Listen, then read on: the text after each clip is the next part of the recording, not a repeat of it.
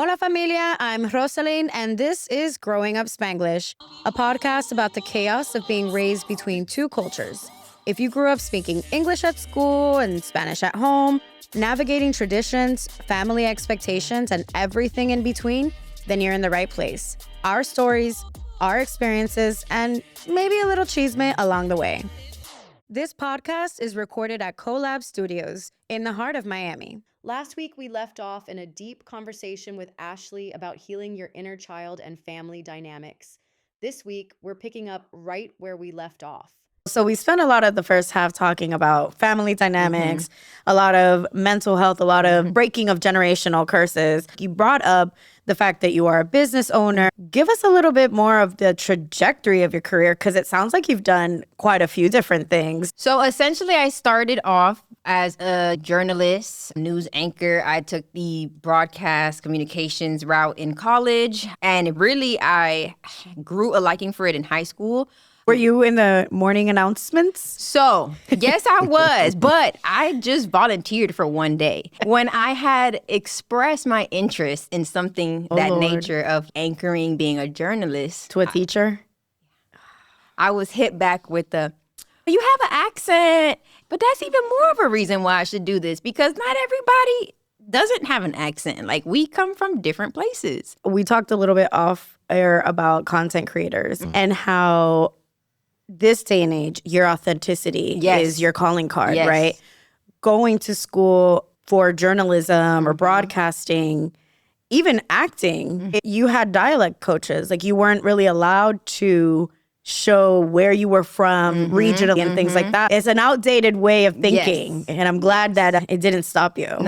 No. And even just to be told, like, you're supposed to look a certain way, or your curly hair won't work because it's frizzy or whatever. It's just, but this is who I am. So I had to learn how to navigate myself and who I am in those spaces of just being in the news industry, because you have to stay neutral. Once I was out of that in regards to news, because I still do the digital media, things of that nature, it was like I had to reinvent myself. I had to refine myself, because I felt like my purpose was attached to my job. And at that point, I'm like, I'm doing something wrong.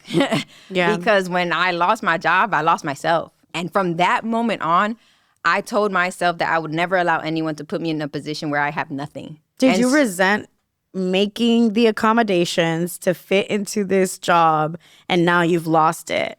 No, because at one point, to that 23-year-old, 22-year-old girl who had the dreams of making it, she made it. She did it. I got all the way to the anchor desk. And I say that because now, when I'm sitting here in front of the students I see that want to go into that route, I get to be real with them. Something that wasn't done with us. I get to be raw. You know what I'm saying? They need that, especially nowadays. Yeah, you see things on social media, but you see what people want you to see. Whereas when you get into corporate America, corporate America works a lot of ways. And if you can't bend or conform, you got to go do something else. That's when the lash thing came about. And that's why I felt the way I felt about lashing, because at the end of the day, it's something that I control. If I want to take clients, I'll take them. If I don't want to take them, I won't. But it's still a way for me to make an income without having to depend on someone else. And I had a daughter, so I had to do it scared. I had to do it afraid, alone, nervous, all the things. But I'm glad I did, because I'm here. I'm on my feet. And if you would have told me I would have lost my job at that time, I would have never believed you. But it's okay, because what I did not only opened a door for me to be heard about what happened to me, but it opened a door for 12 other women to be heard. Do you mind sharing? So I ended up suing that company because they went about things a certain way. And of course, at the time, I thought that HR is there for you. And unfortunately, that wasn't the case. Did a lawsuit, and it ended up becoming a class action lawsuit, because come to find out, I wasn't the only one going through what I was going through. To be belittled by men. I was 25 at that time. And so I think that they thought that because I was young, I was naive, did internships, I spoke to other anchors, I knew what it was. So when it came down to them trying to basically make me sign an NDA for the rest of my pay, because really I was supposed to be on contract for 2 years. At this time, I done signed a lease, brought my child, and now you mean to tell me I have to figure it out? It was a big change. All of these things are now things that I use to lay the blueprint for those who come after me. That takes a lot of courage. Even right now, what we're seeing, right, with like the Diddy situation, and the same conversation comes up every single time. Why did you wait so long? Why didn't you walk away? Ba-da-da-da. You don't know what you would do in that given situation. Everyone can say what they think they would do. Oh, it would never be me. Couldn't be me. I would da-da-da-da. Until you're in that situation and all of a sudden it's fight or flight. You do things that you would have never imagined you would do. So when that whistleblower or whoever comes and finally says, all right, I'm going to say something and I'm going to start the domino effect. That takes a lot of courage that a lot of people wouldn't have, because it's not necessarily the speaking up for yourself, advocating for yourself, but it's also that weight of whatever actions I take and whatever decision comes from this, like you're saying, affects so many people. What did you learn from that situation? Ooh, I learned that I'm not to be played with. Period. Just the same way y'all hold me accountable to this contract y'all want me to sign and all the P's and Q's, I'm gonna hold you to the same thing, because it's a two-way street. You need me and I need you. So why is it okay for you to hold it up when you want to hold it up, but when it's time for me to hold it up, it's not negotiable. Right. I'm not accepting this because I don't have to. I don't have to accept it. Yeah. And another thing to me was like, if I don't speak up on it, who will? I was the youngest one on that lawsuit. Oh, so there were people who had been enduring this sort of behavior Yes. for a lot longer. Yes. People going through illnesses to find out what it was behind closed doors. When we had our calls, I was like, whoa. And you know what's crazy? I always ask God to use me as a vessel for whatever it is he feels that I am fit to carry out. And I felt like that was him using me. Was it an outcome that I wanted? No. The company went bankrupt. But guess what? They brought that on themselves. It was a life-changing. I got red flagged. Was going to ask you, because that's another fear of suing when you're in the entertainment, in the broadcasting industry. If I do this, the retaliation is going to be big. But my God is bigger. Amen. My God is bigger. Like, at the end of the day, you human, I'm human. What separates you and me is a title. Whether you got the one that's up there and I'm down here, it don't matter. I had people reaching back out to me once the news broke out about how bad that company did everybody that worked for them. Wow. And to know you looked at me like I was a problem and I was saying the truth.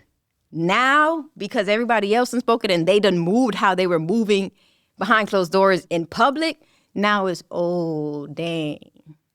But it's cool. You can save it. To be honest, it was the hardest thing to do.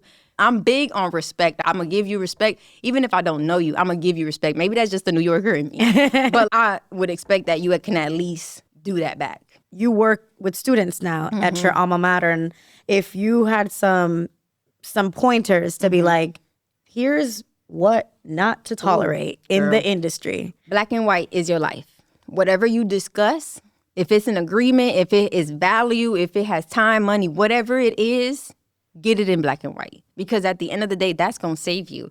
Secondly, just be aware of your surroundings. You have to have a conversation with yourself, whatever it is, wherever area you're going. What are you going to accept? And what are you not going to accept? And what are you going to do when those things come up? Are you going to shut down? Or are you going to take a second, step back, think about it, and come back as your best self? And thirdly, don't doubt yourself. I'm not going to say that was a calling, but it was a reason.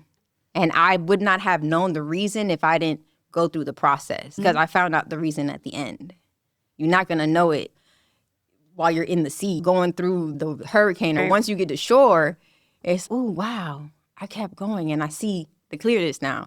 I don't know if y'all ever heard, when you're driving and it's raining, they tell you keep driving because you don't know if it's raining once you get past it to the other side. So anytime I'm driving and it's raining, I'm like, God, this is your message for me to just keep driving and get to the other side. I'm glad you made it through. Thank and you. I'm glad you made it out the other side. That shows a lot of strength and resilience. I used to hate that word, Resilience? Yes. Really? I used to get called that all the time. You're so resilient. You're so resilient. And I'm like, I don't want You don't want to be. but it's just, it's like a program in me. I feel I got to get back up, because sitting here and crying about it, moping, is not going to do anything. No.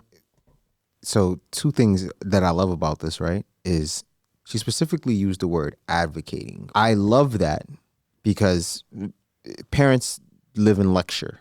And then they tell their kid, don't do what you see me do. Do what I said. What's good for the goose ain't good for the gander. Right? I'm reading this book. It's 365 days of like dad, like parenting. Like it's lessons each day. And the last 2 days are specifically about imitation and how your kids they'll imitate. And this is a quote from James Baldwin in the book. Children have never been very good at listening to their elders, but they have never failed to imitate them. And then another quote said, you can't lecture your kids on anything you don't live up to. So going back to the point on your daughter learning to advocate for herself, at some point she'll be a woman. You'll probably have this conversation with her and have the understanding of these are the things that you have to learn to protect yourself from. But it goes further for her because you did it. So going back to you talking about your mom earlier in regards to strength. It makes sense. Right? And then you wanting that to be the lesson that she picks up. You're like reinforcing the strength that your mom's either showing her or you're showing her with the action. What's probably the most important thing you would like your daughter to see you do and you hope she imitates? Redefining strength. Strength is crying. Strength is breaking down. Strength is being vulnerable. Strength is telling somebody, I'm not okay. That's strength. Because it's harder to do that and be honest. I could sit up here and say, I'm good. And really deep down, I'm struggling. You define your strength based off how it makes you feel. If you cry, do you feel empowered? Perfect. You're strong. If you sit there and smile, do you feel empowered? Does that make you feel good? Good. That's your strength. So I think for that is pretty much just redefining like strength. Strength doesn't have to be a struggle or a title that you carry because nobody knows all that you've struggled. I feel like strength can be a title because it's because of all these trials and tribulations that I can keep standing and going. So I like it. No, I like it. I'm rolling. I do want to say, like, I was blessed enough to grow up to where I had a sisterhood of cousins. So it's me, my sister, and then my mom's sister had a daughter, and my dad's sister had a daughter. So we all grew up together. And what I didn't learn from my mom or my dad, my two older cousins, Lola and Denise, I love y'all, they taught me.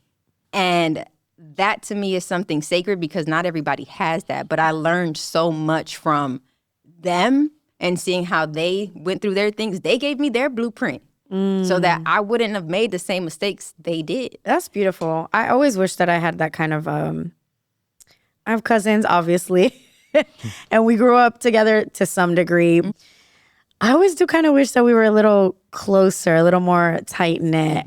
There was a point where I was like the black sheep amongst the cousins because I left my parents' house so You moved early. at the beat of your own drum. Yeah. All the cousins have all fallen into this traditional journeys, having kids and doing all that stuff. I'm right the way. one cousin that's like, oh, you're still not married? You're never having kids?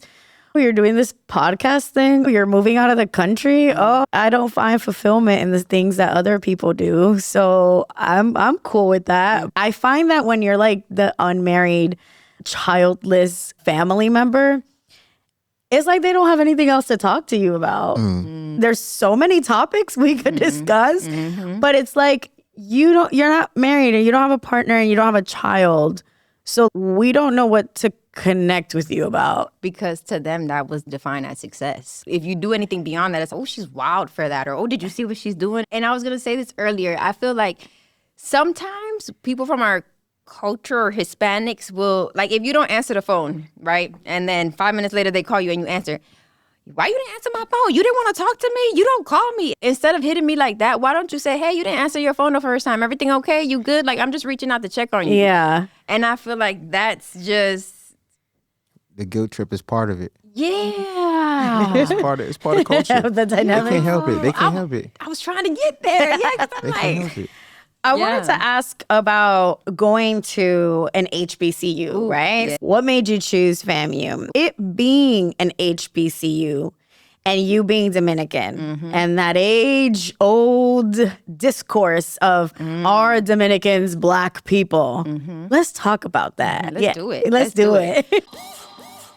You're listening to Growing Up Spanglish, recorded right here at CoLab Studios in Miami.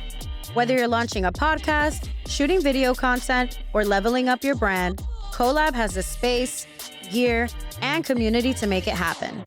Fast turnaround time, pro setup, and a creative vibe you won't find anywhere else. Need a studio?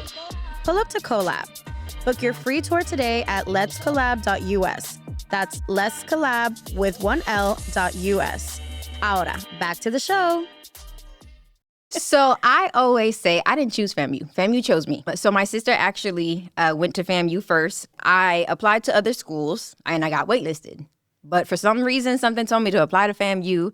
And at that time, I didn't want to go too far because my father was going through some health issues. I applied to FAMU. Within a week, I got accepted. Once I got in there, it nurtured me. That's why when people like hear us family and our FAMU rattlers talk about it, they feel like we a cult. But it's really because I literally found family there. And I felt like, to your second question, I saw myself. Like, yes, I don't understand why we have this conversation of, oh, Dominican and this and Haitians this. First of all, we share the same island. Where are we going? Secondly, we eat the same food. You call it banana, I call it plátanos. Like, Facts. You feel me? You call it pickles, I call it cebolla and vinagre. Like, literally, it's the same thing. And so I never understood that. But to go to FAMU and to feel like I was accepted, I was just like anyone else. Like, the beauty about FAMU is the diversity. Is that you get people from Ghana, Nigeria, just everywhere. And you see how big the world is through these other people's experiences that they bring to the campus and vice versa.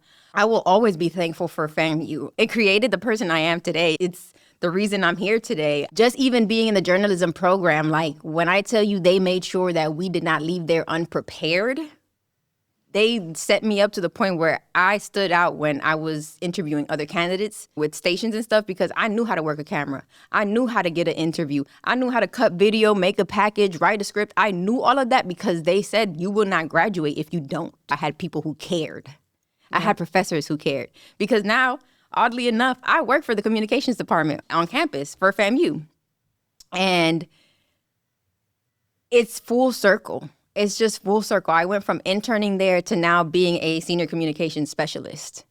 And truthfully, the way I got that position was God. Will Packer was coming to campus. I had bought his book. I was interested in interviewing him about the book. 2 days before the interview, he had the interview on Thursday. My daughter ended up getting admitted to the hospital Monday. Oh, wow. Yeah. She ended up having rhinovirus. So we were there for 2 days. Long story short, I didn't think I was going to make the interview, to interview Will Packer. We were able to work things out. My child was watched for the first half of the day. I got that interview, went right back home to my child. I had interviewed with the communications department beforehand. I didn't think nothing of it. I was like, hey, whatever. If I get it, cool. If I don't, we keep moving. They called me the next day and they said, hey, we really enjoyed seeing you in your element yesterday. And that just literally confirmed that we want you a part of the team. Before that, I was working on campus for a different department. The next day, I got an email saying I was fired from the old job. And that's because I guess whatever it was, whether it was me interviewing Will Packer, whatever the case was, I say that was God's divine ordination, like alignment, whatever it is. He orchestrated it for it to happen that way. And again, like, that's why I just share, because I feel like God does things through me for other people to realize it may be a pretty picture, but the behind the scenes ain't so pretty. But I'm able to show a pretty picture because he's withstanding me. And so I was mind blown at the fact that I was okay with where I was at, but God was like, no, it's time for you to go. And he moved me. And now I'm in a position where I write stories every day. To me, it's already an award-winning story, and I don't care what nobody says, but I just did a story about a student who joined campus who was diagnosed with autism. His mother was a doll. She literally just basically changed her life around to understand her son and how he understands and functions. And to see that now this is going to pave a way for other students who see themselves in him or have autism. They can be successful, get a degree, there's no limitations. The only limitations you have are the ones that you put on yourself. What's so interesting is that whole entire conversation of autism, how it's been in the news cycle as of late. And I love seeing stories like that where, you know, people who have autism and their families are advocating for them. That misconception that if you're autistic, somehow you're intellectually inept. Yeah. And it's just like, actually, that's quite the opposite. They just take in information differently. That's right. it. So it's nice to hear that, you know, that's something that you're tapping into with your department. I wanted to ask you, have you always been so spiritual? Son, why you read my mind like that? Legit. That was like, my next question was going to be like, did your parents teach you so much about God, or is that something that you like? I'm gonna first say Radio Mambing, and Yo, I took you back. Stop. You know about that. Bro, nobody knows about that unless you're like been in the fan. Yeah. I say Radio Mambing because as a child, You gotta explain that too. Explain what it means. It's a AM radio station here in Miami, and it's all Spanish. Okay. but it also was in DR too. It was in DR? Yeah, because my grandma, let me tell you, my grandma, when we go to DR, my grandma would fall asleep listening to Radio Mambim. My God, I didn't know that. Girl, I and thought it was just here. I think my grandma was definitely one thing as to why I'm so like in connection with God, because even when I would stay with her as a child, before we go to bed, she'd talk to me about God. You got to pray to God, and God is with you, and he's there, and he hears you. But my real awakening and understanding, and I can't do this without you, was when I got pregnant with my daughter. I was reborn. Because that old version of me wasn't no longer going to work. The things that I went through, I knew that I only got through them because it was God. I moved to Augusta, Georgia, not knowing anyone. Not knowing a soul. I now have a family, Brandy and Doug and them, that I literally talk to her every day. Like, I went from this girl was a stranger. She was in the delivery room with me when I had my daughter. Oh my God. Like, I knew who to put in my path. Like, the other people that worked with me at the station, they would watch my daughter when I had to go cover late breaking news. Like, God had that placement for me, and I knew it. Why? Because I was a third interview. I had an interview in Gainesville. I had an interview in Texas. When I had this interview, it all aligned to where God was like, you are going to be here, and you're going to see why. And sure enough, that's how it went. I don't ever like want to come off as being like I don't know, like a Bible person. Yeah, Jesus freak. Yeah, no. But the reality is that there have been times in my life where I didn't know how I was going to see it through, right? Like situations where you just don't know what the outcome is. And now that I'm older and now that I have a better understanding of God's work in my life, right? Because sometimes you don't really see it, especially when you grow up in the church, in a religious home, and you walk away from the church, whatever, you have your rebellious moments or whatnot.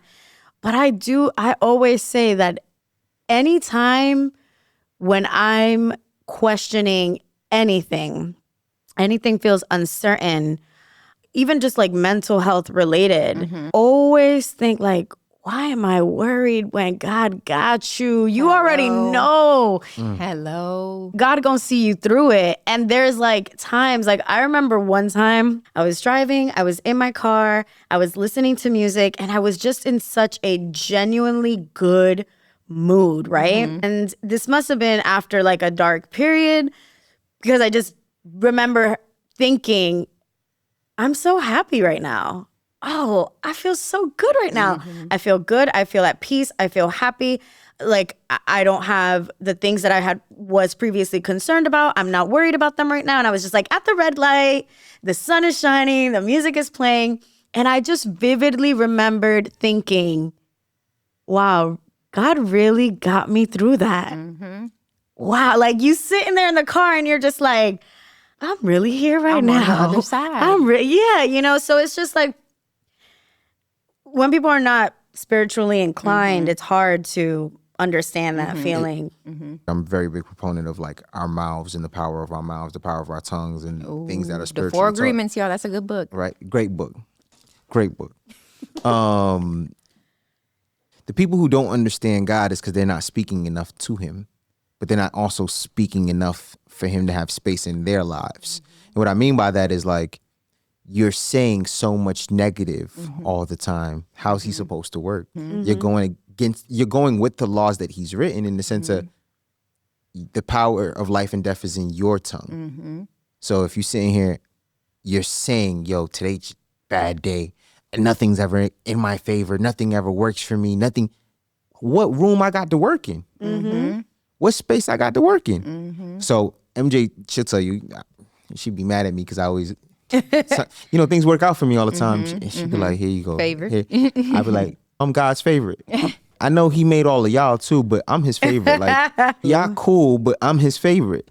And things just continue to conspire in my favor and work out for me that way. I'll straight up say, like, I'm not religious anymore. I'm very spiritual based. I do believe that Christ died for me and all the things in between, but it's very relationship focused. The relationship that I have with God and how I give him the space to move is one of those things that I look at the lens of interpersonal as well, right? So from the standpoint of when I joke with my homies, I joke life into them. We don't joke about, oh, broke ass nigga. Like, that's not a joke for me. Like, I don't joke that way. I joke, hey, you the richest one in here, bro. Like, you got the bread. What's up? X, Y, and Z. And now it's like we joking about who gonna pick up the bill, who got the money, who's making more. And it's always from a love space. Like, that's just because I truly believe I'm God's favorite. I'm giving him the space to operate. So if I said, you the one with all the money, there goes space for him to operate. Now it's however many years from now, and we all got the money, or we all live really well, it was because we gave him the space to move. That reminds me, a few months back, I attended a little conference. A friend to the show, Melly, had put together. Shout out to Melly. The premise of the conference was really just to kind of gather women together that were in a space where they were looking to like congregate like from a faith perspective, but not necessarily have it be solely fellowship. Fellowship. That was it. And it was really nice. It was a beautiful event where they incorporated like a panel. Then they had a nutritionist there. Then they had a meditation session. It was really beautiful. I think I told you about this because I had wanted to go and it called to me. I'm really going to go. But then you know that thing that happens where you just like plan all week to go to something. And then the day comes and you're just like, do I really not going to go anymore. Yeah. So I kept like finding excuses in my head to not go. I woke up that morning and I woke up earlier than I was supposed to. And I said, okay, I see you. I see you. So it gave me enough time. I live in West Miramar, y'all. You got to plan it out. And I got to plan it out. If I leave the house, I'm not coming back. So I was like, oh, I woke up earlier than usual and I had enough time to like get ready, eat breakfast, put all the things together so I can go work from somewhere that was closer to the place so that I could make it in time.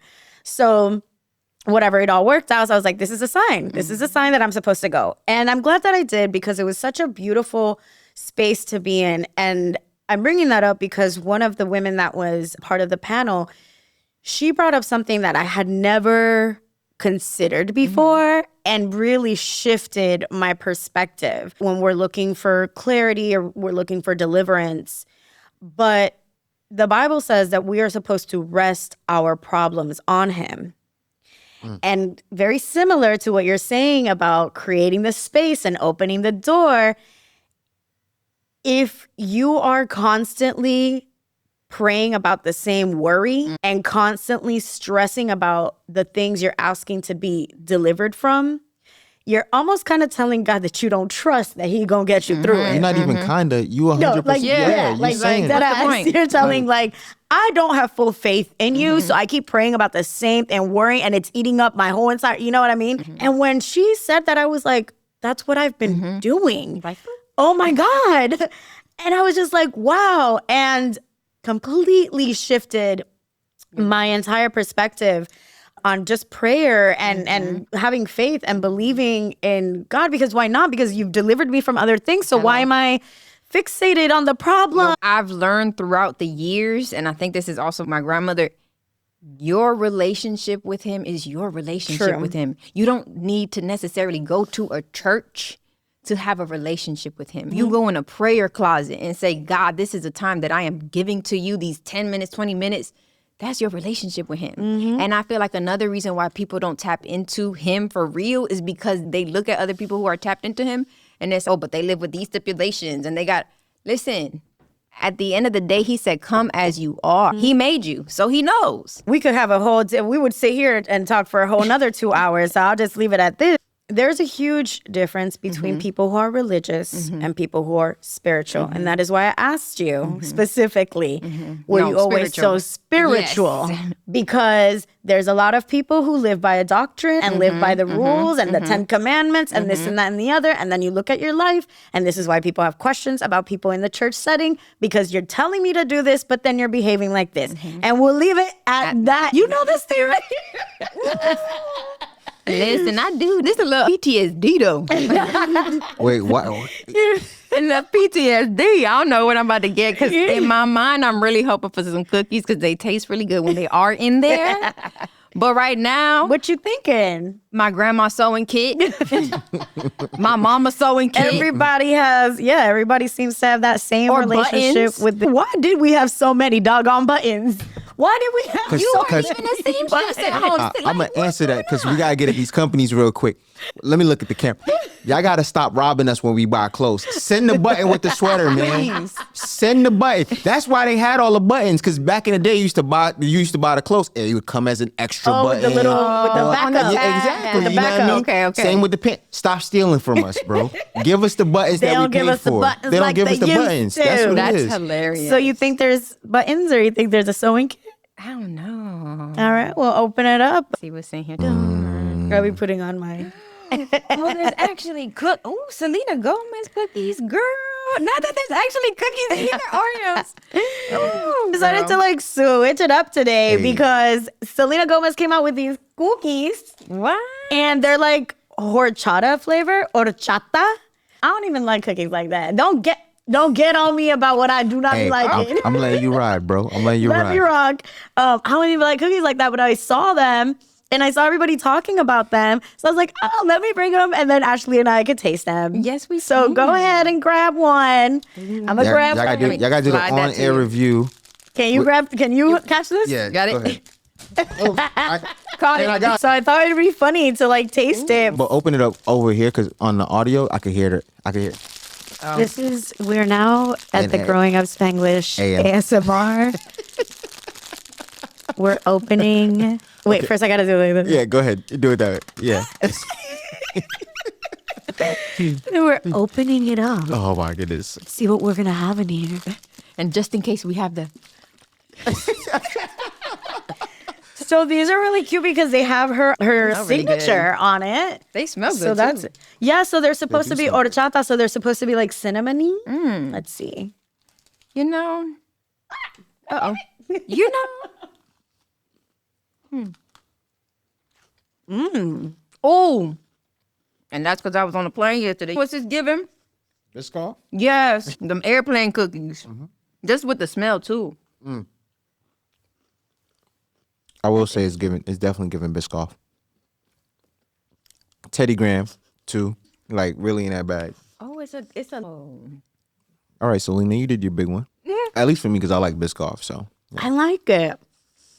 does it really taste like a horchata though? That's the question for y'all. It does. Okay, I see the horchata of it all. I'm gonna eat the second one when we off air because Trying to keep it cute. I only get one shot of me eating something. Oh, no, I'm a child.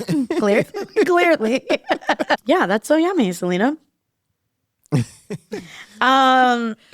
need to go home and play her little song when she come out with it. Go Right. Oh, ready, no, wait. come and So get there's it even a now. song. This feels like an ad. It's not. We're not sponsored. You know, my dog is just Latina, so I had to support her. Is there a song on here? There's a thing. A QR code? There was like a QR code. Let me get one that's not open.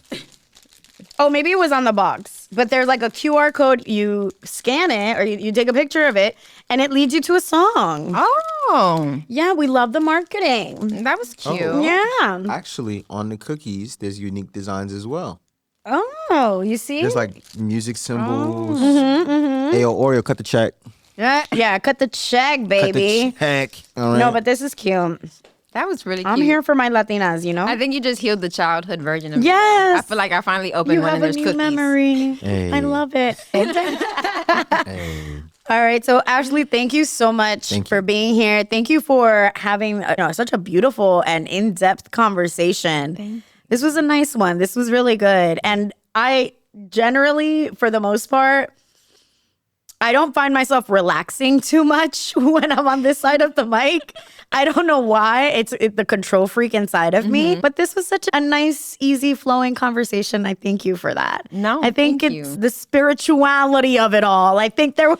From that day I saw you, I was like, she's cute. Oh my God. What is she giving? We Like, didn't even mention how we met. We met about a year ago. There was a Women in Radio conference in Atlanta. She was right there sitting at the very door exit. of the, and approached me and we started talking. And I love it because, as KJ knows, I am A little not... socially anxious. I have a lot of social anxiety. Really? A lot, yeah. You were so cool that day, though. Like, I could not tell. You made me feel comfortable. I literally have the worst social anxiety. I will not speak.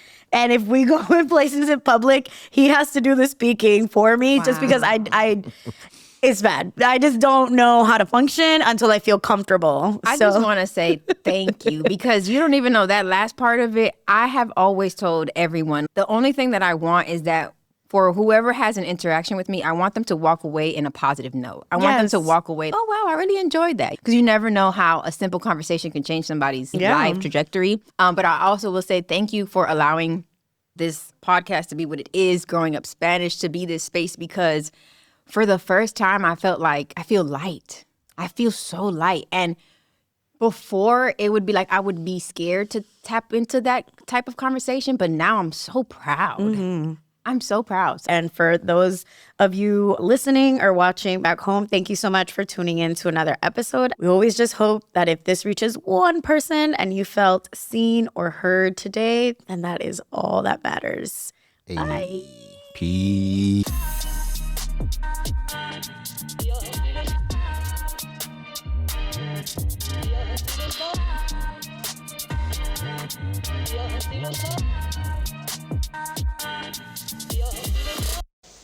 Yo soy boricua.